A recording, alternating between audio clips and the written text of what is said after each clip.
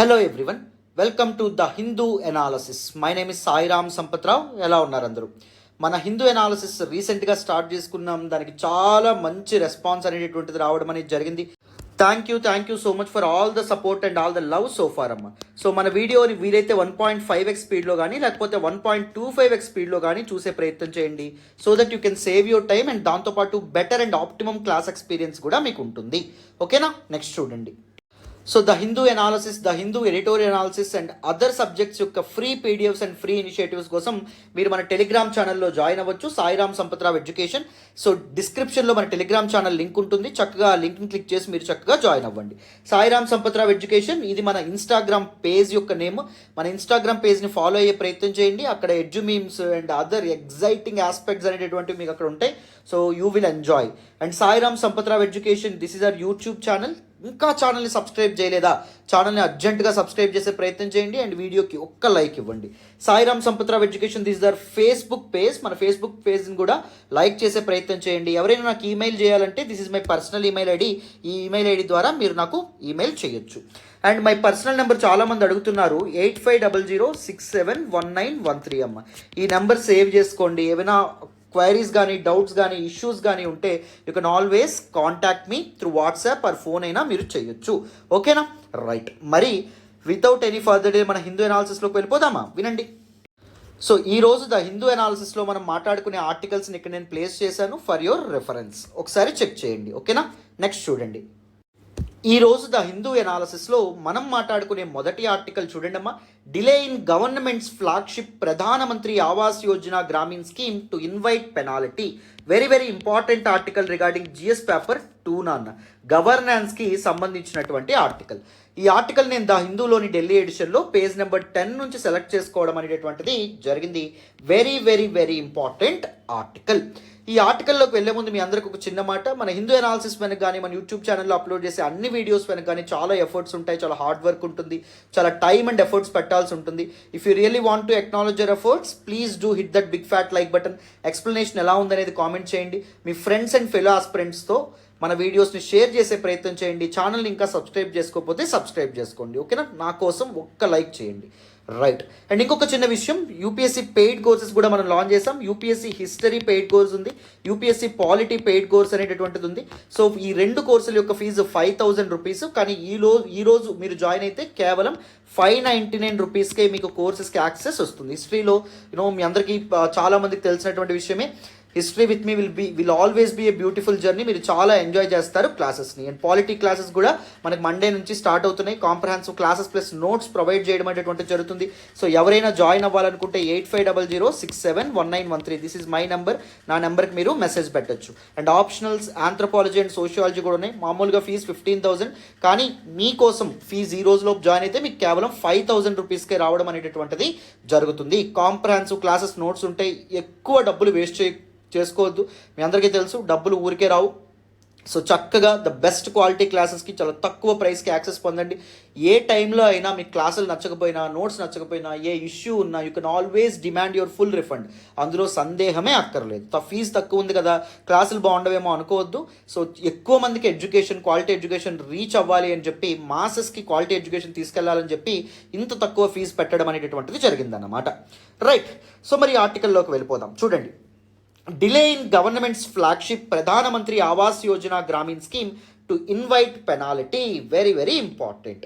So ప్రధానమంత్రి Awas Yojana Gramin scheme అనేటటువంటిది ఎప్పుడు స్టార్ట్ అయిందమ్మా అంటే 2016లో స్టార్ట్ అవ్వడం అనేటటువంటిది జరిగింది. It is actually a centrally sponsored scheme. Centrally sponsored scheme అంటే ఏంటి? Schemes are of 3 types. ఒకటి సెంట్రల్ సెక్టార్ స్కీము, రెండవది సెంట్రల్లీ స్పాన్సర్డ్ స్కీము, మూడవది state sector scheme. Central sector స్కీమ్లో ఫండింగ్ అండ్ ఇంప్లిమెంటేషన్ ఎవరు చూసుకుంటారు? ఓన్లీ సెంట్రల్ గవర్నమెంట్ మాత్రమే తీసుకుంటుంది.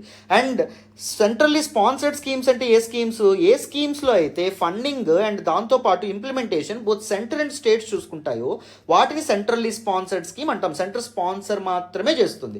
సపోజ్ ఆ స్కీమ్కి మొత్తం 1000 కోట్లు ఖర్చు అవుతుంది అనుకోండి, సెంటర్ సగం ఇస్తుంది, స్టేట్స్ సగం ఇస్తాయి. లేకపోతే సెంటర్ 60% ఇచ్చింది అనుకోండి, స్టేట్స్ మిగిలిన 40% పెట్టుకుంటాయి. సెంటర్ 70% ఇచ్చింది అనుకోండి, స్టేట్స్ మిగిలిన 30% పెట్టుకుంటాయి అనమాట.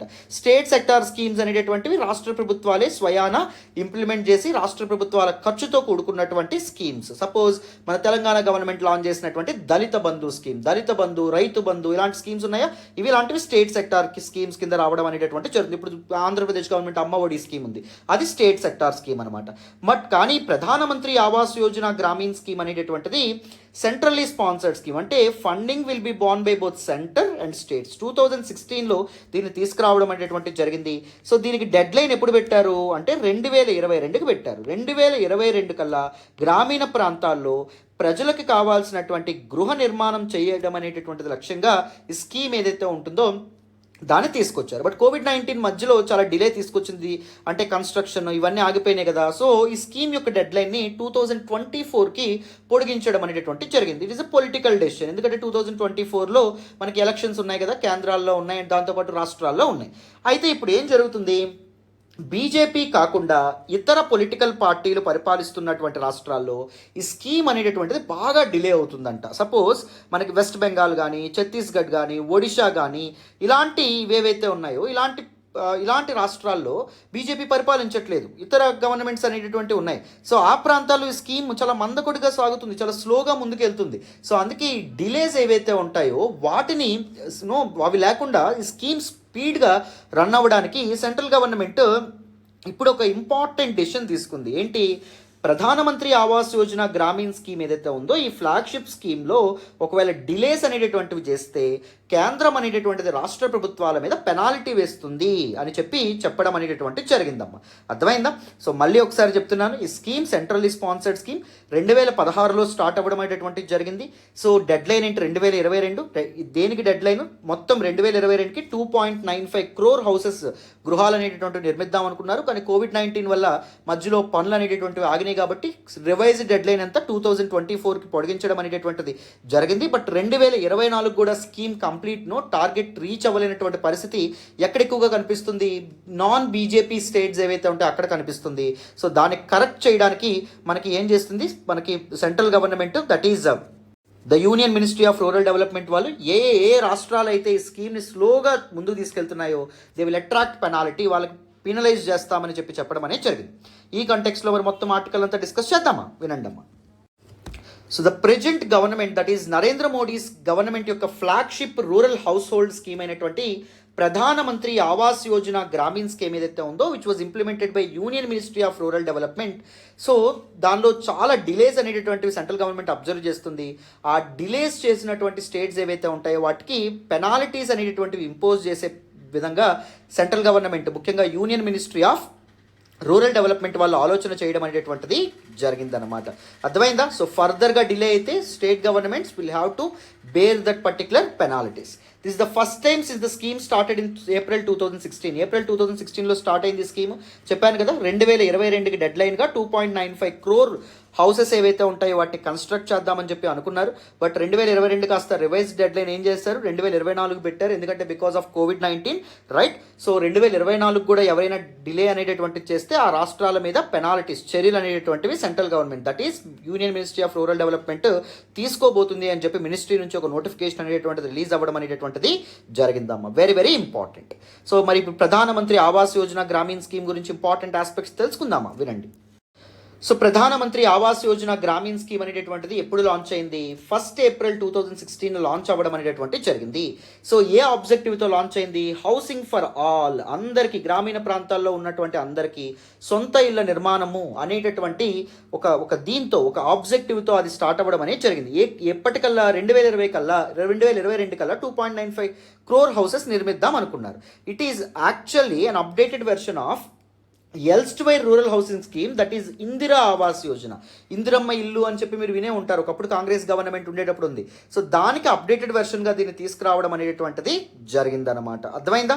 Very very very important. And a ministry involve అవుతుంది దీనిలో, this scheme comes under ministry of rural development. These facts అనేటటువంటివి ప్రిలిమ్స్కి మీకు చాలా చాలా important. What is the aim of this particular scheme? So to provide a pucca house with basic communities to all rural families, గ్రామీణ ప్రాంతాల్లో ఉన్నటువంటి అన్ని కుటుంబాలకి సో పక్కా ఇల్లు ఏవైతే ఉంటాయో అవి నిర్మించడం, బేసిక్ కమ్యూనిటీస్ కనీస వసతులతో కూడినటువంటి పక్కా ఇళ్ళ నిర్మాణం అనేటటువంటి జరగాలి. ఎవరైతే హోమ్లెస్గా ఉంటారో రూరల్ ఏరియాస్లో, ఎవరికైతే ఇల్లు అనేటటువంటి ఉండవో, ఎవరైతే కచ్చా డైలపిడేటెడ్ హౌసెస్లో ఉంటారు, అంటే పూరిల్లో నివాసం అనేది ఉంటున్నారు, వాళ్ళకి బై మార్చ్ 2022 కల్లా ఇల్లు అనేటటువంటివి నిర్మిద్దామని చెప్పి సెంట్రల్ గవర్నమెంట్ దీన్ని తీసుకురావడం అనేటటువంటిది జరిగింది. ఎందుకు ఇంకొక ఆబ్జెక్టివ్ ఏంటి, to help rural people below the poverty line. BPL house holds ఎవరైతే ఉంటారో, అంటే దారిద్ర్య రేఖకు దిగువ నివసిస్తున్నటువంటి గ్రామీణ ప్రాంత ప్రజలు ఎవరైతే ఉన్నారో వాళ్ళ యొక్క ఇళ్ళని అప్గ్రేడ్ చేయడానికి, వాళ్ళ పూరిళ్ళు ఏవైతే ఉంటాయో, ఎగ్జిస్టింగ్ అన్సర్వీసబుల్ కుచా హౌసెస్ ఏవైతే ఉంటాయో వాటిని అప్గ్రేడ్ చేయడంలో భాగంగా, వాళ్ళకి ఫుల్ అసిస్టెన్స్ ప్రొవైడ్ చేయడంలో భాగంగా ప్రభుత్వం అనేటటువంటిది, కేంద్ర ప్రభుత్వం ఈ సెంట్రల్లీ స్పాన్సర్డ్ స్కీమ్తో ముందుకు రావడం అనేది జరిగింది. దట్ ఈజ్ ప్రధానమంత్రి ఆవాస్ యోజన గ్రామీణ్ స్కీమ్. ఎప్పుడు 2016లో దీనికి తీసుకురావడం అనేటటువంటి జరిగింది. వెరీ ఇంపార్టెంట్ అన్న. సో బెనిఫిషరీస్, మరి ఈ స్కీమ్కి ఎవరు లబ్ధిదారులుగా ఉంటారు, ఎవరు లబ్ధి పొందుతారు? People belonging to scheduled caste and scheduled tribes, backward communities, social and educationally backward communities అనేటువంటి స్కెడ్యూల్డ్ క్యాస్ట్ అండ్ స్కెడ్యూల్డ్ ట్రైబ్స్కి చెందినటువంటి పీపుల్, ఫ్రీడ్ బాండెడ్ లాబరర్స్ ఎవరైతే ఉన్నారో, వాళ్ళు వెట్టి చాకరీ చేసేటటువంటి వాళ్ళు, అంటే non SC and ST categories, OBCs వాళ్ళు ఎవరైతే ఉన్నారో వాళ్ళు, widows or next of kin of defence personnel killed in action, అంటే మనకి విడోస్ వితంతువులు, అండ్ దాంతోపాటు ఒకవేళ వాళ్ళ కుటుంబంలో ఎవరైనా ఆర్మ్ ఫోర్సెస్లో చనిపోయారు అనుకోండి, వాళ్ళ విధి నిర్వహణలో భాగంగా వాళ్ళ కుటుంబాలకు కూడా ఇల్లు అనేటటువంటి నిర్మిస్తారు. ఎక్స్ సర్వీస్ మ్యాన్, ఒకప్పుడు ఆర్మీలో పనిచేసి రిటైర్ అయినటువంటి వాళ్ళు, and retired members of the paramilitary forces like CRPF ఇలాంటి వాటిల్లో పనిచేసి రిటైర్ అయినటువంటి people, disabled persons and minorities వాళ్ళు ఎవరైతే ఉన్నారో, ముస్లిమ్స్ కానీ క్రిస్టియన్స్ కానీ డిజేబుల్డ్ పర్సన్స్ ఎవరైతే ఉన్నారో వాళ్ళు దీనికి లబ్ధిదారులుగా, ఈ స్కీమ్ యొక్క లబ్ధిదారులుగా ఉండడం అనేది జరిగింది. మరి బెనిఫిషరీస్, పలానా వ్యక్తికి ఇల్లు నిర్మించాలనేటటువంటి సెలక్షన్ ప్రాసెస్ని ఎవరు చేయడం అనేటటువంటి జరుగుతుంది? Through a 3 stage validation. Socio economic caste census 2011 బట్టి ఎవరైతే దారిద్ర్య రేఖకు దిగువగా ఉన్నారో, అంటే బిలో పావర్టీ లైన్ ఉన్నారో వాళ్ళకి, అండ్ గ్రామ సభ ఏదైతే ఉంటుందో, అంటే మీ అందరికీ తెలుసనే అనుకుంటున్నాను. సో లోకల్ గవర్నమెంట్స్ అయితే మీకు గ్రామ సభ అనేటటువంటి ఇన్స్టిట్యూషన్ గురించి మీకు అర్థమవుతుంది. ఏముంటుంది, ఎప్పటికప్పుడు గ్రామ సభ మీటింగ్స్ అనేటటువంటివి జరుగుతాయి. గ్రామ సభ మీటింగ్స్లో ఆ గ్రామంలో ఓటు హక్కు కలిగిన వాళ్ళందరూ పార్టిసిపేట్ చేస్తారన్నమాట. అర్థమైందా? వీళ్ళు డెసిషన్ మేకింగ్లో ఇన్వాల్వ్ అవ్వడం అనేటటువంటిది జరుగుతుంది. సో వీళ్ళు ఏం చెప్తారు, పలానా వ్యక్తికి పాపం చాలా పేదవాడు, సో ఆ వ్యక్తికి ఇల్లు నిర్మిస్తే బాగుంటుంది అని చెప్పి పక్కింటాడు చెప్పాడు అనుకోండి, సో అది కూడా దీనిలోకి తీసుకుంటారు పరిగణలోకి. అండ్ జియో ట్యాగింగ్ ద్వారా ఎవరినైతే లబ్ధిదారులుగా గుర్తిస్తారో వాళ్ళందరికీ పక్కా ఇల్లు అనేటటువంటివి నిర్మిస్తారు విత్ బేసిక్ కమ్యూనిటీస్, కనీస వసతుల ద్వారా. కాస్ట్ షేరింగ్ అనేటటువంటిది ఎలా పడుతుంది? It's a centrally sponsored scheme అన్నాం. అంటే పూర్తిగా సెంటర్ భరించదు, అలానే పూర్తిగా స్టేట్ భరించదు. సెంటర్ అండ్ స్టేట్ ఈ కాస్ట్ని సర్దుకోవడం అనేటటువంటిది జరుగుతుంది.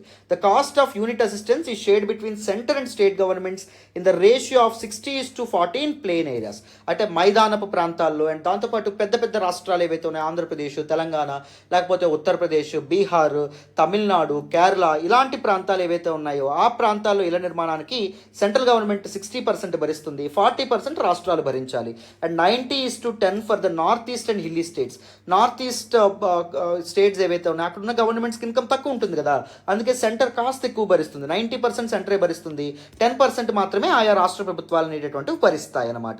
This is a centrally sponsored scheme, very very important. 2016లో తీసుకొచ్చారు, 2022కి డెడ్ లైన్, బట్ 2024కి ఎక్స్టెండ్ అయింది. కానీ ఇంకా కొన్ని రాష్ట్ర ప్రభుత్వాలు ఈ స్కీమ్ని కంప్లీట్ చేయడంలో అలసత్వం అనేటటువంటిది ప్రదర్శిస్తుండడం వల్ల మినిస్ట్రీ ఆఫ్ రూరల్ డెవలప్మెంట్ వాళ్ళు ఏం చేయడం అనేటటువంటి జరిగింది, ఈ పెనాల్టీస్ ఏవైతే ఉంటాయి ఈ సిస్టమ్ని ప్రవేశపెట్టడం అనేటటువంటిది జరిగింది. మీకు క్లారిటీ వచ్చిందని అనుకుంటున్నాను నేను. So what are different features of this particular scheme? చూడండి, the minimum size of the house, ఇంటి యొక్క కనీస పరిమితి ఏదైతే ఉంటుందో దాన్ని ఇంక్రీజ్ చేశారమ్మా. 25 స్క్వేర్ కిలోమీటర్స్కి ఇంక్రీజ్ చేశారు, ఫ్రమ్ 20 స్క్వేర్ మీటర్స్. సో ముందున్నటువంటి ఇందిరమ్మ ఇల్లు అని చెప్పామా, ఇందిరా ఆవాస్ యోజన అని చెప్పుకున్నాం కదా.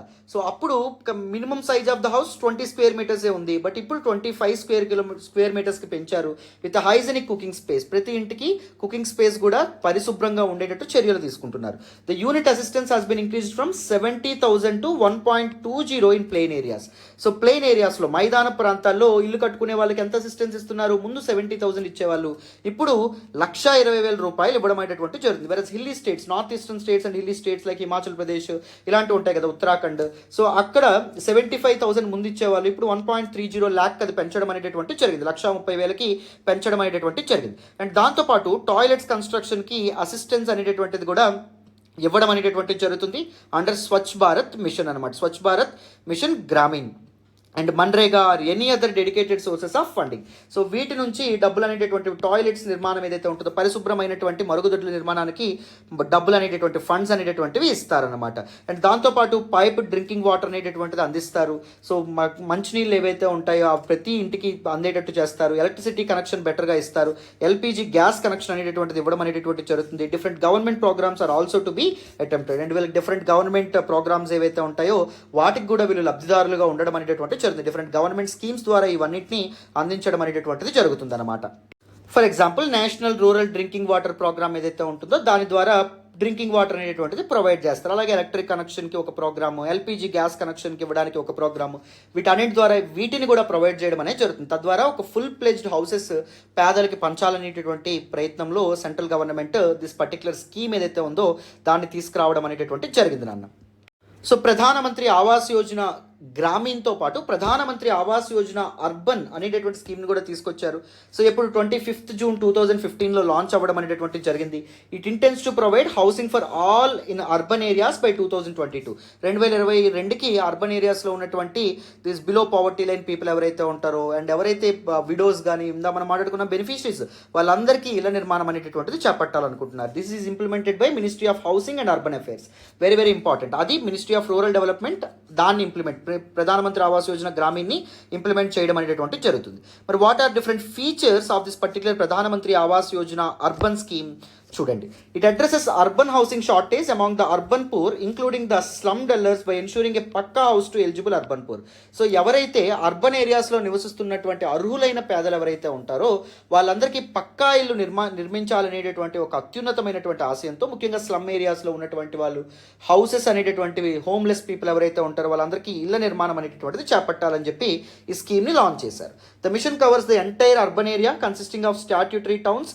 సో అంటే వివిధ చట్టాల్లో మెన్షన్ చేసినటువంటి towns, that is registered towns, notified planning areas అంటే రాష్ట్ర ప్రభుత్వాలు నోటిఫై చేసినటువంటి areas, developmental authorities, special area development authorities, industrial development authorities or any such authority under the state legislation. రాష్ట్ర ప్రభుత్వం పలానాది అర్బన్ ఏరియా అని గుర్తించినటువంటి ప్రతి ఏరియాలో కూడా దిస్ పర్టికులర్ స్కీమ్ అనేటటువంటిది ఇంప్లిమెంట్ అవ్వడం అనేది జరుగుతుంది. మిషన్ ఏదైతే ఉంటుందో అది కవర్ అవ్వడం అనేటటువంటిది జరుగుతుంది. క్లారిటీ వచ్చిందా నాన్న?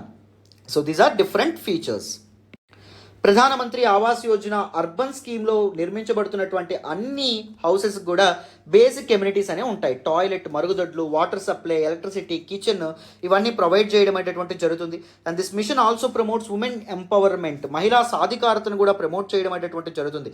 మహిళలు తమ కాళ్ళ మీద తాము నిలబడేటటువంటి శక్తిని మహిళలకి అందించే క్రమంలో కూడా ఈ పర్టికులర్ స్కీమ్ పనిచేస్తుంది. ఎలాగా? By providing the ownership of houses in the name of female members or in joint name. So ఈ ఓనర్షిప్ నిర్మించినటువంటి ఇళ్ళని ఎవరి పేరు మీద ట్రాన్స్ఫర్ చేస్తారు?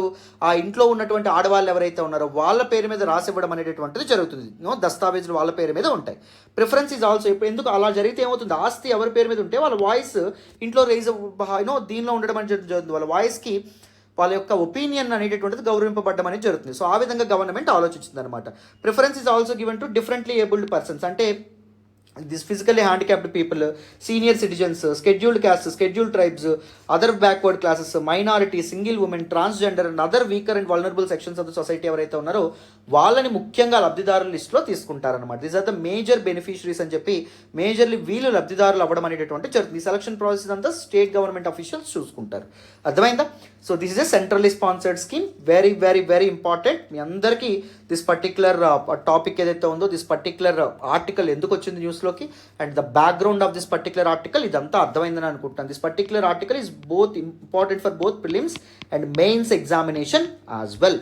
ఇంత కాంప్రహెన్సివ్గా బ్యాక్గ్రౌండ్ నుంచి బేసిక్స్ నుంచి మనం తెలుసుకుంటే మీరు ఏ క్వశ్చన్ వచ్చినా ఆన్సర్ చేయగలుగుతారు ఎగ్జామినేషన్లో.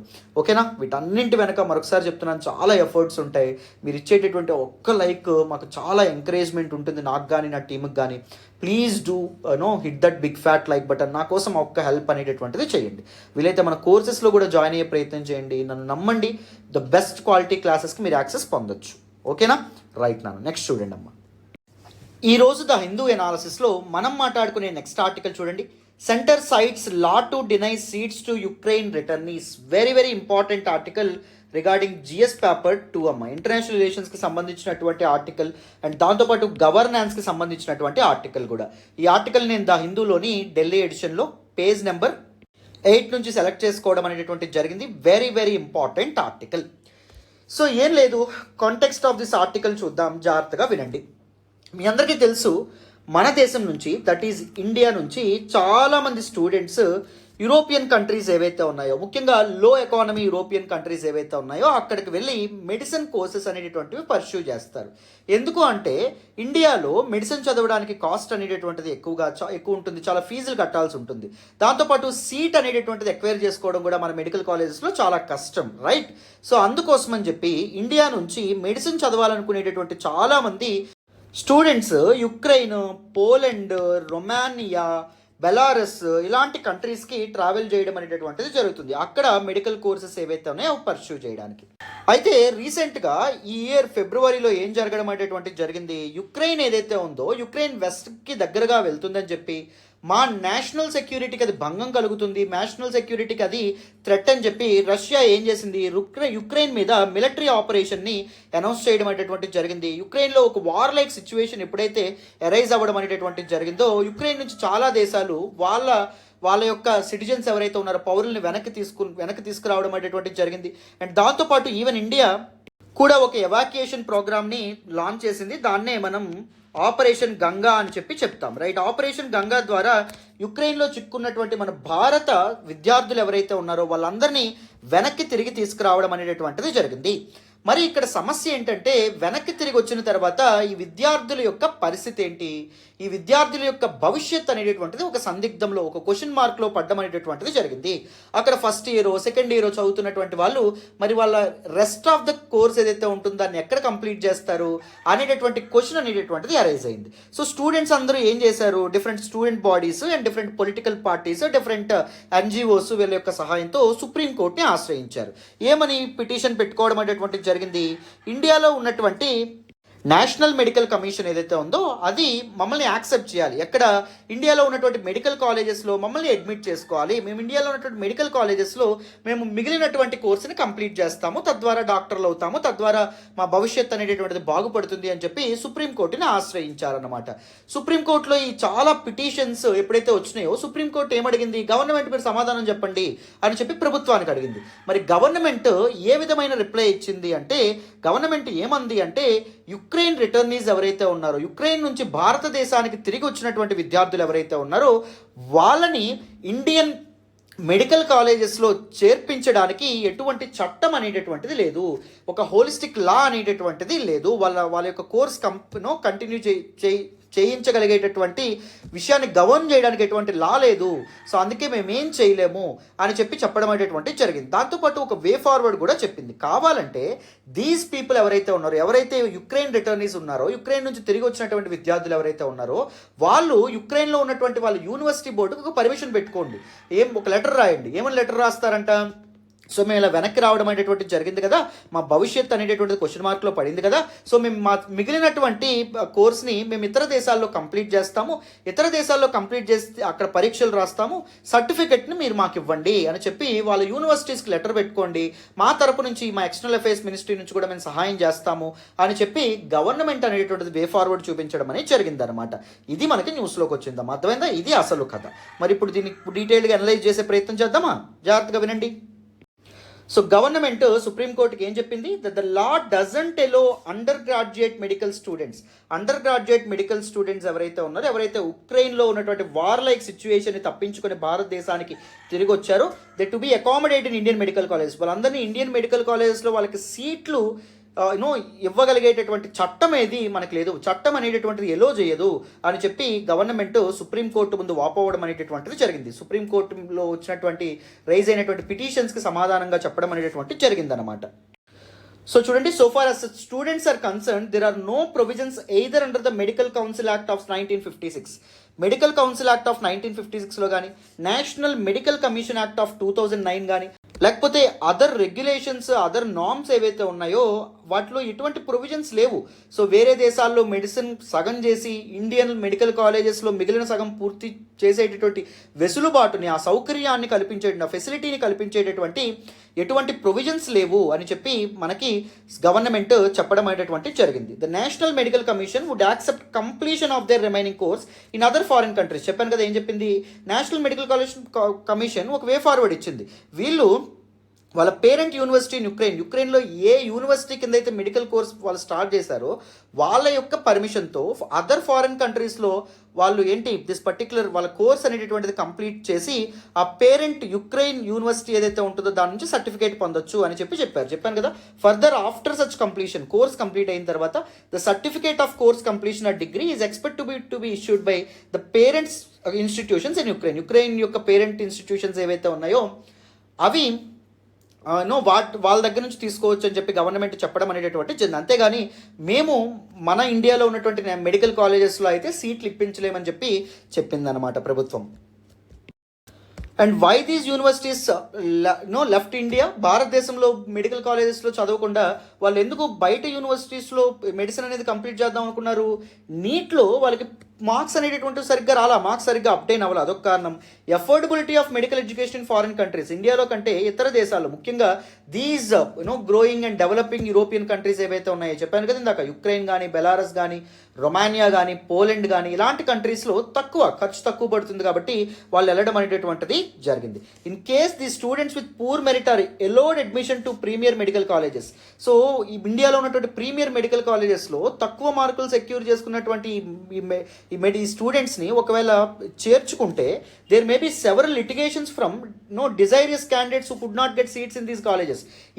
ఈ కాలేజెస్లో సీట్స్ పొందాలి అని ఆశతో పరీక్ష రాసి సీట్లు పొందలేనటువంటి స్టూడెంట్స్ ఎవరైతే ఉన్నారో వాళ్ళు కూడా మళ్ళీ కోర్టులకు వెళ్తారు, వాళ్ళని మీరు ఎలో చేశారు కాబట్టి మమ్మల్ని కూడా ఎలో చేయండి అని చెప్పి. And have taken admission in either lesser known colleges or have been deprived of a seat in medical colleges. చెప్పాను కదా మెడికల్ కాలేజెస్లో prominent and premier medical colleges in India, భారతదేశంలోని అతిపెద్ద మెడికల్ కాలేజెస్లో సీట్లు సంపాదించుకోవడంలో విఫలమయ్యి చిన్న కాలేజెస్లో చేరినటువంటి వాళ్ళు మమ్మల్ని కూడా ప్రీమియర్ మెడికల్ కాలేజెస్లో సీట్ ఇవ్వండి అని చెప్పి లిటిగేషన్తో ముందుకు అనేటటువంటి పిటిషన్స్తో ముందుకు వచ్చే అవకాశం ఉందని చెప్పి గవర్నమెంట్ చెప్పింది. దాంతోపాటు the students if admitted in Indian కాలేజెస్లో వాళ్ళని అడ్మిట్ చేస్తే would again face the problem of affordability. So మళ్ళీ వాళ్ళు ప్రతి సంవత్సరం ఫీజు కట్టగలరా అంటే అది కూడా ఒక సమస్య అవుతుంది. అండ్ దాంతోపాటు the curriculum, so European countries medical curriculum ఒకలా ఉంటుంది, మన దగ్గర కరిక్యులం అనేటటువంటిది వేరేగా ఉంటుంది. సో దాంతోపాటు పెడగోగి ఏదైతే ఉంటుందో అది కూడా వేరేగా ఉంటుంది. సో వాళ్ళని ఇక్కడ అకామిడేట్ చేయగలమా అంటే అది అసాధ్యం అనే విధంగా మన గవర్నమెంట్ ఏదైతే ఉందో సెంట్రల్ గవర్నమెంట్ సుప్రీంకోర్టు ముందు చెప్పడం అనేటటువంటి జరిగిందమ్మా. అర్థమైందా? These are very very very important aspects. So ఎందుకు వాళ్ళు బయటకు వెళ్ళారు, ఎందుకు గవర్నమెంట్ తిరిగి వాళ్ళకి మన ప్రీమియర్ మెడికల్ కాలేజెస్లో వాళ్ళకి సీట్లు అనేవి ప్రొవైడ్ చేయలేకపోతుంది అనే విషయాలు మీకు క్లియర్గా అర్థమైనాయి అని అనుకుంటున్నాను. This is all about this particular article అమ్మా. డీటెయిల్డ్గా అర్థమైందని అనుకుంటున్నాను. మరి ఇప్పుడు నెక్స్ట్ ఆర్టికల్ డిస్కస్ చేద్దామా, వినండి. ఈరోజు ద హిందూ ఎనాలిసిస్లో మనం మాట్లాడే నెక్స్ట్ ఆర్టికల్ చూడండి. Prime minister bats for a greener automobile sector. Very very important article regarding GS paper 3 economy, GS paper 3లోనే environment and ecology, GS paper 2 గవర్నెన్స్కి కూడా సంబంధించినటువంటి ఆర్టికల్. ఈ ఆర్టికల్ నేను ద హిందూలోని ఢిల్లీ ఎడిషన్లో పేజ్ నెంబర్ 10 నుంచి సెలెక్ట్ చేసుకోవడం అనేటువంటి జరిగింది. Very very very important article. Prime minister Narendra Modi on Thursday అంటే నిన్న ఒక డిఫరెంట్ కాల్తో ముందుకు రావడం అనేటటువంటి జరిగింది. ఏం చెప్తున్నారు? He adjust the automobile industry to focus on self sufficiency. So self sufficiency మీద, సుస్థిరత అనేటటువంటిది మీరు సాధించుకోండి. మీకు కావాల్సినటువంటి కంపోనెంట్స్ ఏవైతే ఉన్నాయో వాటిని మీరే తయారు చేసుకోండి, ఆత్మనిర్భరత అనేటటువంటిది సాధించండి, అర్థమైందా, బయట దేశాల మీద డిపెండ్ అవ్వద్దు అనే విధంగా చెప్పడం అనేటటువంటిది జరిగింది. 100% సెల్ఫ్ సఫిషియన్సీ అనేటటువంటిది 2047కి మనం సాధించగలగాలి అని చెప్పి ఆటోమొబైల్ సెక్టార్కి, ఆటోమొబైల్ ఇండస్ట్రీకి ప్రైమ్ మినిస్టర్ నరేంద్ర మోడీ అభ్యర్థించడం అనేటటువంటిది జరిగిందనమాట. అర్థమైందా? So let us look at the context of this particular article and other dimensions of this particular article. So our Prime Minister Narendra Modi on Thursday, he called on the automobile sector to achieve self-sufficiency. Self-sufficiency అనేటటువంటిది సాధించండి, imports మీద depend అవ్వద్దు, while also stressing on the need to expedite అంటే speed up innovations for greener alternatives. So greener ఆల్టర్నేటివ్స్తో ముందుకు రండి, అంటే pollution తగ్గించేటటువంటి ఆల్టర్నేటివ్స్తో, కార్బన్ ఎమిషన్స్ లేనటువంటి ఆల్టర్నేటివ్స్తో, ఎన్విరాన్మెంటల్ ఫ్రెండ్లీ ఆల్టర్నేటివ్స్తో ముందుకు రండి అని చెప్పి మనకి ప్రైమ్ మినిస్టర్ నరేంద్ర మోడీ గారు చెప్పారన్నమాట. ఎవరికి? ఆటోమొబైల్ ఇండస్ట్రీ ఏదైతే ఉందో అది. Our government, that is Narendra Modi's government, has adopted an enabling approach towards creating a global manufacturing hub by encouraging manufacturers to make in India. So make in India ద్వారా automobile సెక్టార్లో ఇండియాని ఒక global హబ్గా, ఒక ప్రధాన కేంద్రంగా మార్చేటటువంటి ప్రయత్నాలు మా వంతుగా మేము చేస్తున్నాం. మేము డిఫరెంట్ మెజర్స్తో కూడా ముందుకు వస్తాం, అలాంటి ఎన్విరాన్మెంట్ కూడా మేము క్రియేట్ చేస్తామని చెప్పి మనకి ప్రైమ్ మినిస్టర్ నరేంద్ర మోడీ గారు చెప్పడం అనేటువంటిది జరిగింది. సో ఆజాదీ కా Amrit call is an opportunity to achieve self sufficiency in every sector. ప్రతి సెక్టార్లో మనం సెల్ఫ్ సఫిషియన్సీ అనేటటువంటి సాధించాలి. 2047 మన దేశం 100 సంవత్సరాలు స్వాతంత్రం వచ్చి 100 సంవత్సరాలు కంప్లీట్ చేసుకునే టైంకి 100% సెల్ఫ్ సఫిషియన్సీ అనేది మనం సాధించాలి in the manufacturing of automobile sector అని చెప్పి మనకి ప్రైమ్ మినిస్టర్ నరేంద్ర మోడీ గారు చెప్పడం అనేటువంటి జరిగిందన్నమాట.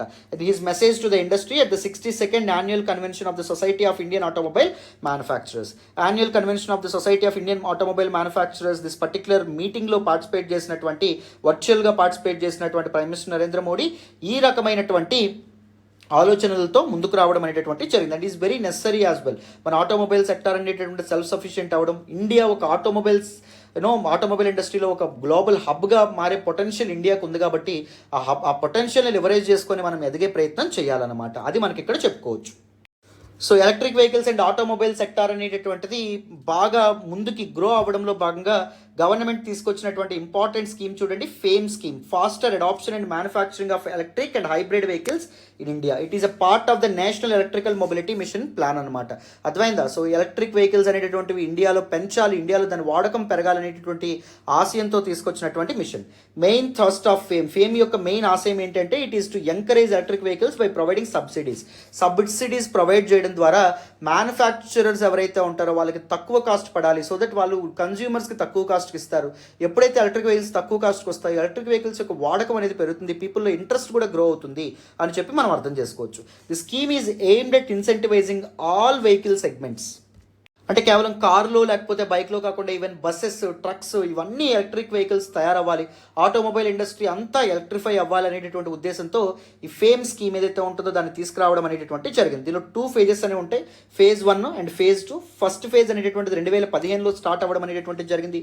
ఎప్పుడు కంప్లీట్ అయింది? March 31, 2019కి కంప్లీట్ అయింది. Versus phase 2 it started from April 2019, 2019 ఏప్రిల్లో స్టార్ట్ అయింది. It will be completed by 31st March 2022. March 31, 2022కి ఇది కంప్లీట్ అవ్వడం అనేటటువంటిది జరిగిందనమాట. The scheme covers hybrid and electrical technologies like mild hybrid, అంటే బోత్ ఫాజిల్ ఫ్యూయల్స్ అండ్ దాంతోపాటు ఎలక్ట్రిసిటీతో కూడా నడిచేటటువంటి వెహికల్స్ ఏవైతే ఉంటాయో అవి తయారవ్వాలి. Strong hybrid, plug in hybrid, battery electric vehicles, so వీటన్నింటినీ తీసుకురావాలి, వీటన్నింటినీ ఎంకరేజ్ చేయాలనే ఉద్దేశంతో ఈ స్కీమ్ తీసుకొచ్చారు. మానిటరింగ్ అథారిటీ చూడండి, department of heavy industry which works under the ministry of heavy industries and public enterprises. Time and again UPSC is known for asking these kind of questions అన్నమాట. ఏ particular scheme ఏ particular ministry అండర్లోకి వస్తుంది. So this FAME scheme ఏదైతే ఉంటుంది it comes under the ministry of heavy industries and public enterprises and department ఏంటి? Department of heavy industries. It monitors this particular scheme. Very, very important, Nana. So what are the different features, salient features of this particular FAME phase 2 to FAME 2.0 scheme? Chudandi. Emphasis on electrification of the public transport that includes shared transport. Public transportation కూడా electrify చేయాలి, electrification అనేటటువంటి చేయాలి. So అంటే buses, electric buses ఏవైతే ఉంటాయో వాటిని కూడా తీసుకురావాలి. ఇది ఫస్ట్ ఇంపార్టెంట్ లక్ష్యం. This phase aims to support through subsidies approximately 7,000 e-buses.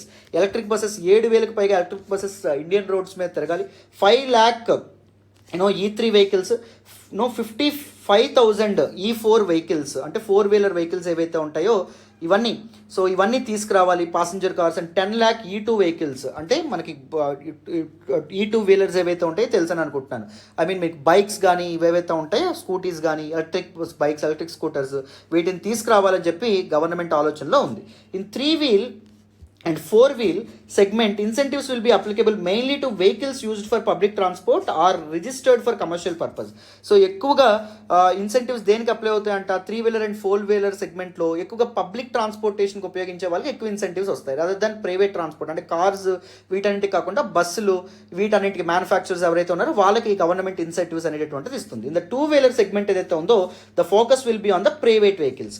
అంటే ఒకవేళ మనం కన్జ్యూమర్స్ కదా, మనం ఒకవేళ ఎలక్ట్రిక్ వెహికల్ కొంటే మనకు గవర్నమెంట్ సబ్సిడీస్ కానీ రోడ్ ట్యాక్స్లో మనకి సమ్ ఎగ్జంప్షన్ కానీ ఇలాంటివి ఇవ్వడం అనేటటువంటి జరుగుతుంది. ఎందుకు? To encourage advanced technologies. So సాంకేతికత ఏదైతే ఉంటుందో అది కొత్త పుంతలు అనేటటువంటిది ఇదవ్వడానికి, కొత్త పదంలో నడవడానికి the benefits of incentives will be extended to only those vehicles which are fitted and advanced batteries like lithium ion battery and other new technology batteries. So కొత్త టెక్నాలజీ బ్యాటరీస్తో వర్క్ చేసేటటువంటి ఎలక్ట్రిక్ వెహికల్స్కి మాత్రమే గవర్నమెంట్ ఇన్సెంటివ్స్ అనేటటువంటిది ఇస్తుంది. ఎందుకు? Advanced technologies అనేటటువంటివి skilled labourers అనేటటువంటి వాళ్ళు కూడా ఆటోమొబైల్ సెక్టార్లో తయారవ్వడానికి అనమాట. అర్థమైందా? సో చాలా every scheme in India on paper చాలా అత్యద్భుతంగా ఉండడం అనేటటువంటిది జరుగుతుందమ్మా. బట్ కానీ గుర్తుపెట్టుకోండి, ఇంప్లిమెంటేషన్ దగ్గరే ప్రాబ్లమ్స్ అన్ని రావడం అనేటటువంటి జరుగుతుంది. అర్థమైందా? So these are some important salient features of phase 2 అని చెప్పి మనం చెప్పుకోవచ్చు. సో కంప్లీట్గా డీటెయిల్గా దిస్ పర్టికులర్ స్కీమ్ అనేది మీకు అర్థమైందని అనుకుంటున్నాను. This can be a potential question in your mains examination. ఎందుకంటే the present day India is looking for electrification of public transportation and దాంతో పాటు incorporation of electric vehicles, right? So this is all about it నాన్న. మరి ఇప్పుడు without any further delay మనం next ఆర్టికల్ని discuss చేద్దాం. జాగ్రత్తగా attention pay చేసి వినండి, మీకు క్లియర్గా అర్థమవుతుంది. ఈరోజు ద హిందూ ఎనాలిసిస్లో మనం మాట్లాడుకునే నెక్స్ట్ ఆర్టికల్ చూడండి అమ్మా. Armenia Azerbaijan border clashes toll rises to over 170. Very important article regarding GS paper 2 నాన్న. ఇంటర్నేషనల్ రిలేషన్స్కి సంబంధించినటువంటి ఆర్టికల్. ఈ ఆర్టికల్ నేను ద హిందూలోని ఢిల్లీ ఎడిషన్లో పేజ్ నెంబర్ 14 నుంచి సెలెక్ట్ చేసుకోవడం అనేటువంటి జరిగింది. You all know that the European continent so it is facing huge geopolitical challenges అమ్మ. ముఖ్యంగా రష్యా అనేటటువంటిది యుక్రెయిన్ మీద వార్ అనేటటువంటిది ప్రకటించడం కానీ, ఇప్పుడు రీసెంట్గా అర్మేనియా అజర్బైజాన్ల మధ్య కాన్ఫ్లిక్ట్ బార్డర్ క్లాషెస్ ఏవైతే ఉన్నాయో ఇవన్నీ చాలా తీవ్రతరం అవ్వడం అనేటువంటిది జరిగింది. ఈ క్లాషెస్ వల్ల సుమారు ఇప్పటి వరకు 170 మంది చనిపోవడం అనేటటువంటిది జరిగిందంట. మరి పక్కపక్కనే ఉండేటటువంటి దేశాలు ఎందుకు కొట్టుకుంటున్నాయి, ఎందుకు గొడవ పడతా ఉన్నాయి? 2020లో కూడా ఇలాంటి ఒక ఇన్సిడెంటే జరగడం అనేది జరిగింది. 2020 తర్వాత మధ్యలో 2021లో కూడా ఒక చిన్న క్లాషెస్ అనేటటువంటి మొదలైనవి. మళ్ళీ ఇప్పుడు 2022లో మళ్ళీ తీవ్రంగా క్లాషెస్ అనేటటువంటి యుద్ధం వార్ లైక్ సిచ్యువేషన్ అనేటటువంటిది అక్కడ ఉండడం అనేటటువంటిది జరిగింది. సో ఎందుకు అంటే there is a place called Nagorno Karabakh. Territorial gains కోసం ఈ 2 కంట్రీస్ ఏవైతే ఉంటాయో ఇవి గొడవలు పడడం అనేటటువంటి జరుగుతుంది. These 2 are ones part of Soviet Union అమ్మ. సో ఒకప్పటి యుఎస్ఎస్ఆర్లో ఈ 2 కంట్రీస్ అర్మేనియా అజర్బైజాన్ భాగంగా ఉండడం అనేది జరిగింది. 1991లో ఆఫ్టర్ కోల్డ్ వార్ ప్రచన్న యుద్ధం తర్వాత ఎప్పుడైతే మనకి సోవియట్ యూనియన్ విచ్ఛిన్నం అవ్వడం అనేటటువంటి జరిగిందో, డిసింటిగ్రేట్ అవ్వడం అనేది జరిగిందో, సో సోవియట్ యూనియన్ పతనం తర్వాత ఏర్పాటైనటువంటి 15 దేశాల్లో అర్మేనియా ఒకటి, అజర్బైజాన్ ఒకటి. అర్థమైందా? ఈ రెండింటి మధ్య కాన్ఫ్లిక్ట్స్ అనేవి దేనికోసం అంటే నగార్నో కరాబక్ అనేటటువంటి ఒక రీజియన్ వల్ల. ఇండియా పాకిస్తాన్కి కాశ్మీర్ అనేటటువంటి ఒక ప్రాంతం వలన సేమ్ అలాగే నగార్నో కరాబక్ అనేటటువంటి ఒక రీజియన్ వల్ల అర్మేనియా అజర్బైజాన్ మధ్య కాన్ఫ్లిక్ట్స్ అనేటటువంటివి విపరీతంగా చెలరేగడం అనేటువంటిది జరిగింది రీసెంట్ టైమ్స్లో, రైట్? సో మరి కాన్ఫ్లిక్ట్ యొక్క కారణం ఏంటి, ఇవన్నీ డీటెయిల్గా తెలుసుకుందామా? వినేయండి నాన్న.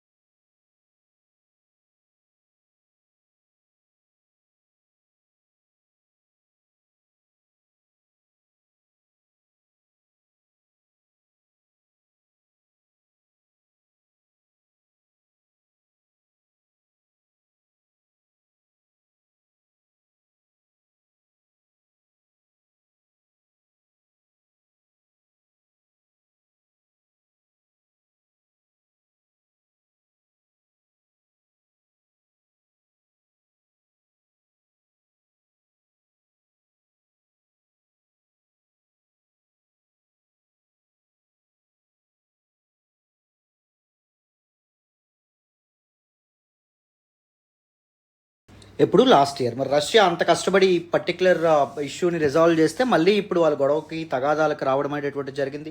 సో అమాయక ప్రజలు ఎంతగానో చనిపోవడం అనేటువంటి జరుగుతుంది. సో కంప్లీట్గా డీటెయిల్డ్గా దిస్ పర్టికులర్ ఆర్టికల్ అనేటువంటిది మీకు అర్థమైందని అనుకుంటున్నాను. సో ప్రిలిమ్స్కి ఇంటర్నేషనల్ ఆర్గనైజేషన్స్ అండ్ దాంతోపాటు these all things are very very important.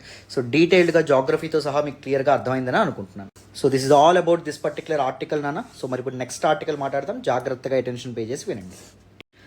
So ఈరోజు ద హిందూ ఎనాలిసిస్లో మనం మాట్లాడే నెక్స్ట్ ఆర్టికల్ చూడండి, world ozone day. Very very important article regarding GS paper 3 environment and ఎకాలజీకి సంబంధించినటువంటి article. So on September 16th every year world celebrates ozone day అన్నమాట. ఎందుకు అంటే పీపుల్ ఎవరైతే ఉన్నారో, governments, communities, ozone stratospheric ozone layer ఏదైతే ఉందో దాన్ని కాపాడాల్సిన బాధ్యత మన అందరి మీద ఉంది అని చెప్పి ప్రతి ఏటా మనందరికీ గుర్తు చేయడానికి. సో ఈ కాంటెక్స్ట్లో దిస్ పర్టికులర్ ఆర్టికల్ని డీటెయిల్డ్గా డిస్కస్ చేసే ప్రయత్నం చేద్దాం. జాగ్రత్తగా అటెన్షన్ పే చేసి వినండి, మీకు క్లియర్గా ఈ ఆర్టికల్ కూడా అర్థమవుతుంది. So world ozone day every year, ప్రతి ఏటా world ozone day celebrated on September 16th. September 16వ తారీఖున సెలబ్రేట్ చేయడం అనేటువంటి జరుగుతుంది. ఎందుకు? To spread awareness among people, ప్రజలకి అవేర్నెస్, చైతన్యవంతుల్ని చేయడం కోసం about the depletion of ozone layer. Ozone layer అనేటువంటిది ఎలా డిప్లీట్ అయిపోతుంది and find possible solutions to preserve it. Ozone లేయర్ని ప్రిజర్వ్ చేయడానికి, ప్రొటెక్ట్ చేయడానికి ఎటువంటి సొల్యూషన్స్ అనేటటువంటివి ఫాలో అవ్వచ్చు అనేటటువంటి విషయాలు తెలియజేయడానికి. So 2022 international day for preservation of the ozone layer యొక్క థీమ్ ఏంటి అంటే Montreal protocol at 35 global cooperation protecting life on earth అమ్మ. వెరీ వెరీ ఇంపార్టెంట్ అమ్మ. Time and again UPSC is known for asking these kind of questions. Very very important, and it plays a vital role in protecting life from harmful UVB radiation. Ozone అనేటటువంటిది ఎంత ఇంపార్టెంటో చిన్నప్పటి నుంచి మీకు teachers కానీ అందరూ చెప్తున్నారని అనుకుంటున్నాను. సో మనకి సన్ నుంచి ఒక ఇన్విజిబుల్ రేస్, అల్ట్రావైలెట్ రేస్ వస్తాయి. దానిలో UVA radiation, UVB radiation, UVC radiation అనేటటువంటిది ఉంటుంది. దేని బేస్ చేసుకుని ఇలా డిఫరెన్షియేట్ చేశారు సార్ అంటే రెస్పెక్టివ్ వేవ్ లెన్స్, ఆ వేవ్స్ యొక్క వేవ్ లెన్స్ ఏవైతే ఉంటాయో వాటిని బేస్ చేసుకొని డిఫరెన్షియేట్ చేశారు. సో సన్ నుంచి అంటే సూర్యుడి నుంచి భూమికి చేరుకున్నటువంటి అల్ట్రావైలెట్ రేస్లో ఆల్మోస్ట్ 95 to 96% రేస్ అనేటటువంటి యూవీఏ రేడియేషన్ ఉంటుంది. బట్ యూవీబీ రేడియేషన్ ఏదైతే ఉంటుందో it is very harmful. 4% of rays ఏవైతే ఉన్నాయో అవి యూవీబీ రేడియేషన్స్ అనేటటువంటి ఉంటాయి. సో ఈ యూవీబీ రేస్ ఏవైతే ఉంటాయో విచ్ ఆర్ హయ్యర్ ఎనర్జీతో ఉన్నటువంటివి, ముఖ్యంగా స్కిన్ క్యాన్సర్ని వీటన్నిటిని కలగజేస్తాయి. అవి భూమిని తాకకుండా ప్రొటెక్ట్ చేసేటటువంటి లేయర్ ఏంటమ్మా అంటే ఓజోన్ లేయర్. అర్థమైందా? So this UVB radiation which can cause skin cancer and stunt the growth of plants యొక్క గ్రోత్ను కూడా ఆపడం అనేటటువంటిది జరుగుతుంది అనమాట. అర్థమైందా? Very very important. So what is the history of this particular day, ozone day? World ozone day ఎప్పుడండి proclaim చేశారు, ఎప్పటి నుంచి అమలు అవ్వడం అనేటటువంటిది జరుగుతుందంటే 1994లో యునైటెడ్ నేషన్స్ ఐక్యరాజ్య సమితి జనరల్ అసెంబ్లీ ఏదైతే ఉంటుందో ఆ మీటింగ్లో దీన్ని తీసుకురావడం అనేటువంటిది జరిగింది after the signing off Montreal protocol. This Montreal protocol was signed in 1987. మీ అందరికీ తెలుసని అనుకుంటున్నాను. Why? To involve all the governments, to involve all the countries in protecting the ozone layer from ozone depleting substances. So ozone depleting substances నుంచి ఓజోన్ని కాపాడే ప్రయత్నంలో Montreal ప్రోటోకాల్ని countries sign చేయడం అనేటువంటి జరిగింది. Montreal protocol sign చేసిన తర్వాత 1994లో United Nations General Assembly world ozone day celebrate చేయాలని చెప్పి నిర్ణయించడం అనేది జరిగింది. ఎందుకంటే to spread awareness among people about the depletion of ozone layer. So Montreal protocol on substances depleting the ozone layer was signed by almost every country in 1987. చెప్పాను కదా 1987లో sign చేయడం అనేటువంటి జరిగింది. What is the significance of this particular day? This day is significant in the light of depleting ozone layer. Ozone layer అనేటటువంటిది విపరీతంగా deplete అవ్వడం అనేటువంటిది జరుగుతుంది, తూట్లు గురవడం అనేటటువంటిది జరుగుతుంది. సో ఓజోన్ లేయర్ బలహీనపడడం అనేది జరుగుతుంది. ఓజోన్ లేయర్ బలహీనపడితే హార్మ్ఫుల్ అల్ట్రావైలెట్ బి రేడియేషన్ ఏదైతే ఉంటుందో అది భూమికి చేరుకునే అవకాశం ఉంటుంది, రైట్? సో దాని నుంచి కాపాడడానికి మనకి ఏం చేయడం అనేటటువంటి దాని నుంచి ఓజోన్ లేయర్ని మనం కాపాడుకోవాలి. కాబట్టి దాని గురించి పీపుల్లో అవేర్నెస్ కల్పించడానికి దిస్ పర్టికులర్ డే అనేటటువంటిది డిసైడ్ చేశారు. Ozone is the fragile layer of gas. Fragile అంటే దట్ ఈస్ వల్నరబుల్ అని చెప్పి, మన గ్లాస్ ఫ్రెజైల్గా ఉంటుంది అంటే కింద పడిన వెంటనే ఏమవుతుంది, అది కంప్లీట్గా బద్దలైపోతుంది, right? So it is a gas layer that protects people from harmful cosmic rays. Cosmic rays are the rays that are emitted from the sun. సూర్యుడి నుంచి వచ్చేటటువంటి కాస్మిక్ రేస్ నుంచి భూమి మీద నివసిస్తున్నటువంటి అండ్ దాంతోపాటు జంతుజాలాన్ని, వైల్డ్ లైఫ్ని కూడా కాపాడేటటువంటి గ్యాసియస్ లేయర్ ఏంటంటే ozone layer. But people have it self become a threat to the natural paradigm of the earth. But కానీ ఈ ఓజోన్ పీపుల్ని కాపాడేటటువంటి ప్రజల్ని కాపాడేటటువంటి ఓజోన్ లేయర్కి థ్రెట్గా ఎవరు మారారు, మళ్ళీ ప్రజలే మారడం అనేటువంటి జరిగింది because of pollution, all these things. Thus this day is celebrated with the objective of curbing all human led ozone depleting substances. So ఓజోన్ని డిప్లీట్ చేసేటటువంటి బలహీనపరిచేటటువంటి సబ్స్టెన్సెస్ నుంచి ఓజోన్ లేయర్ని కాపాడేటటువంటి ఆబ్జెక్టివ్తో దిస్ పర్టికులర్ డేని సెలబ్రేట్ చేస్తారు నాన్న. సో మరి ఓజోన్ లేయర్ని ప్రొటెక్ట్ చేయడంలో ఇండియా యొక్క ఎఫర్ట్స్ చూడండి. Ministry of environment, forest and climate change వాళ్ళు ఇండియా కూలింగ్ యాక్షన్ ప్లాన్ అనేటటువంటి దాన్ని 2019లో తీసుకురావడం అనేటువంటి జరిగింది. ఎందుకు? ఓజోన్ డిప్లీటింగ్ సబ్స్టెన్సెస్ ఏవైతే ఉంటాయో వాటి బారి నుంచి ఓజోన్ లేయర్ని కాపాడేందుకు. This action plan AIIMS to provide an integrated vision towards reducing refrigerant transition. Refrigerators నుంచి వెలువడేటటువంటి కొన్ని కెమికల్స్ ఏవైతే ఉంటాయో వాటి వల్ల ముఖ్యంగా ఓజోన్ చాలా ఎఫెక్ట్ అవ్వడం అనేటువంటి జరుగుతుందంట. సో ఈ రిఫ్రిజిరెంట్ ట్రాన్సిషన్, దాంతోపాటు ఏసీ వీటి యొక్క వాడకం తగ్గించే విధంగా ఈ యాక్షన్ ప్లాన్ ని తీసుకొచ్చారు. Curbing cooling demand and enhancing energy efficiency. So energy efficiency పెంచేలాగా, కూలింగ్ డిమాండ్ అనేటటువంటి తగ్గించేలాగా. అర్థమైందా? మనకి వేసవి కాలంలో మనం అసలు ఏసీ లేకుండా ఉండలేకపోతున్నాం. బట్ ఏసీస్ ఏం చేస్తున్నాయి? కంప్లీట్గా దాన్ని ఇది చేస్తున్నాయి. ఏంటి? ఓజోన్ లేయర్ని నాశనం చేస్తున్నాయి. దానివల్ల మళ్ళీ గ్లోబల్ వార్మింగ్ పెరుగుతుంది. మళ్ళీ అల్ట్రావైలెట్ రేస్ ఏవైతే ఉన్నాయో భూమిని చేరుకుంటాయి.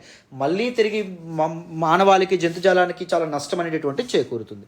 సో మాంట్రియల్ ప్రోటోకాల్ గురించి ఇంపార్టెంట్ ఫ్యాక్ట్స్ అనేటటువంటి చూడండి. It is a deal, it is an agreement for countries to curb the existence of all ozone depleting substances like chlorofluorocarbon aerosols కానీ, హాలోన్స్ కానీ ఏవైతే ఓజోన్ని బలహీనపరుస్తాయో వాటన్నింటి యొక్క వాడకాన్ని తగ్గించే విధంగా ప్రభుత్వాలు ముందుకొచ్చి ఈ పర్టికులర్ డీల్ అని సైన్ చేయడం అనేది జరిగింది. That are widely used for cooling and refrigeration పర్పజెస్లో వీటిని ఎక్కువగా వాడతారనమాట.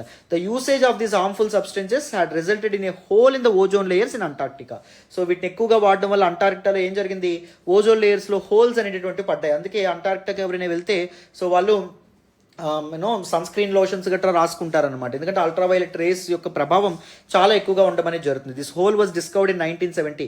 1970లో శాస్త్రవేత్తలు ఈ పర్టికులర్ హోల్, ఓజోన్ లేయర్లో హోల్ని కనుక్కోవడం అనేది జరిగింది. It led to acute global warming in past 20 years. So గత 20 సంవత్సరాలుగా గ్లోబల్ వార్మింగ్, భూతాపం అనేటటువంటిది పెరగడానికి ఓజోన్ లేయర్లో ఏర్పడినటువంటి ఈ హోలే కారణం అనమాట. అందుకే సముద్ర మట్టం అనేటటువంటిది చాలా తొందరగా పెరగడం అనేటటువంటిది జరుగుతుంది. పీపుల్ యొక్క లైవ్స్ అనేటటువంటివి చాలా ఇబ్బందుల్లోకి కూరుకుపోవడం అనేటటువంటిది జరిగింది. Right, our lives are vulnerable now because of this global warming and rising sea level, climate change etcetera. Clarity వచ్చిందమ్మా? So now let us look at some facts about ozone. It is a special form of oxygen. Oxygen యొక్క ఒక ప్రత్యేకమైనటువంటి మూలకము with the chemical formula O3 chemical formula. The oxygen we breathe that is so vital to life. మనకు ప్రాణవాయువు అయినటువంటి oxygen యొక్క formula ఏంటి? O2 అన్నమాట, chemical formula. Most ozone resides high up in the atmosphere.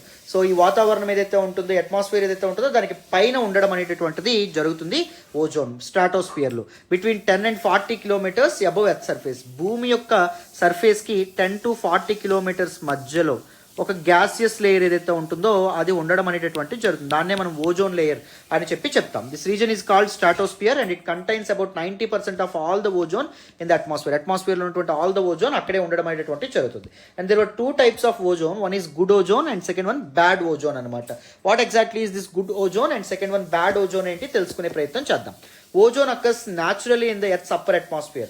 అంటే భూమి యొక్క అప్పర్ అట్మాస్ఫియర్ అంటే స్ట్రాటోస్ఫియర్లో న్యాచురల్గా అక్కర్ అయ్యేటటువంటి ఓజోన్ ఏదైతే ఉందో దట్ ఈస్ గుడ్ ఓజోన్ అనమాట. Where it forms a protective layer that shields us from sun's harmful ultraviolet rays and cosmic rays. So సూర్యుడి నుంచి వెలువడేటటువంటి UV rays and cosmic rays ఏవైతే ఉన్నాయో వాటి నుంచి కాపాడేటటువంటి ఒక ప్రొటెక్టివ్ లేయర్గా స్ట్రాటోస్ఫియర్లో భూమి ఉపరితల నుంచి 10 kilometers నుంచి 40 kilometers మధ్య ప్రాంతంలో ఓజోన్ అనేటటువంటిది ఉంటుంది. That is good ozone. This good ozone is gradually being destroyed by man made chemicals. మనిషి తయారు చేసేటటువంటి చాలా ఓజోన్ డిప్లీటింగ్ సబ్స్టెన్సెస్ వల్ల, ఇంక్లూడింగ్ క్లోరోఫ్లోరో కార్బన్స్ కానీ, హైడ్రోక్లోఫ్లోరో కార్బన్స్ కానీ, హాలోన్స్ కానీ, methyl bromide, carbon tetrachloride and methyl chloroform, వీటన్నింటి కారణంగా ఈ గుడ్ ఓజోన్ ఏదైతే ఉంటుందో అది బలహీనపడడం అనేటువంటి జరుగుతుంది, డిప్లీట్ అవ్వడం అనేటువంటి జరుగుతుంది అనమాట. ఇవన్నీ ఎక్కువగా ఈ పర్టికులర్ ఏసీస్ అండ్ దాంతోపాటు రిఫ్రిజిరేటర్స్ ఏవైతే ఉంటాయో వాటిలో వాడతారు. వాటి కారణంగా దిస్ పర్టికులర్ గుడ్ ఓజోన్ ఏదైతే ఉంటుందో అది డిప్లీట్ అవ్వడం అనేటటువంటి జరుగుతుంది. సో ఆ డిప్లీషన్ ఏదైతే ఉంటుందో దాన్ని అరికట్టడానికి మాంట్రియల్ ప్రోటోకాల్ వివిధ దేశాలు సైన్ చేసినాయి. ఎప్పుడండి? 1987లో. సో నెక్స్ట్ వన్ ఏంటి అంటే బ్యాడ్ ఓజోన్. బ్యాడ్ ఓజోన్ అంటే ఏంటి? In the earth's lower atmosphere, that is ట్రోపోస్ఫియర్లో నియర్ గ్రౌండ్ లెవెల్, భూమి యొక్క ఉపరితలానికి దగ్గరగా ఓజోన్ ఈజ్ ఫార్మ్. ఓజోన్ అనేటటువంటి ఫామ్ అవుతుంది when pollutants emitted by cars, power plants, industrial boilers, refineries, chemical plants and other sources react chemically in the presence of sunlight. So సూర్యుడి యొక్క వెలుతురు ఏదైతే ఉంటుందో, వెలుతురు సమక్షంలో దీస్ పొల్యూటెంట్స్ ఏవైతే ఉన్నాయో, కాలుష్యాన్ని కలగజేసేటటువంటి కెమికల్స్ ఒకవేళ కెమికల్ రియాక్షన్లో పార్టిసిపేట్ చేస్తే ఈ ఓజోన్ అనేటటువంటిది అవుతుంది. It is very harmful ozone. Surface level ozone is harmful and air pollutant. వాతావరణ కాలుష్యాన్ని కలగజేయడం అనేటటువంటిది జరుగుతుంది అనమాట. అర్థమైందా? లోవర్ అట్మాస్ఫియర్లో ఉన్నటువంటి అంటే ట్రోపోస్ఫియర్లో ఉన్నటువంటి ఓజోన్ వెరీ హార్మ్ఫుల్. స్ట్రాటోస్ఫియర్లో ఉన్నటువంటి ఓజోన్ అప్పర్ అట్మాస్ఫియర్లో ఉండేటటువంటి దట్ ఈస్ గుడ్ ఓజోన్ అనమాట. క్లారిటీ వచ్చిందని అనుకుంటున్నానమ్మా మీ అందరికీ. So this is all about this particular article and this is all about today's the Hindu analysis. ప్రతి ఒక్కరికి డీటెయిల్డ్గా అన్ని క్లాసులు అర్థమవుతున్నాయి అనుకుంటున్నాను.